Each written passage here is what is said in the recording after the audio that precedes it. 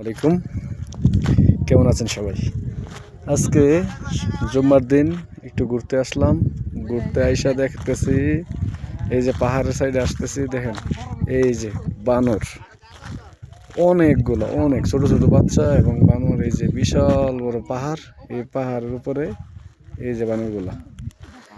আসলে সৌদি আরবের মধ্যে পাহাড়ে বেশি, তারপরে দেখেন বানর, এই যে অনেক বানর, অনেক অনেক অনেক।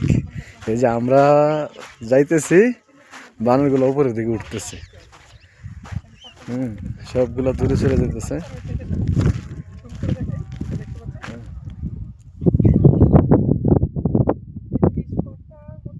অনেক কিছু দেখার আছে, আমি আস্তে আস্তে করে রেকর্ড করবো, দেখাবো।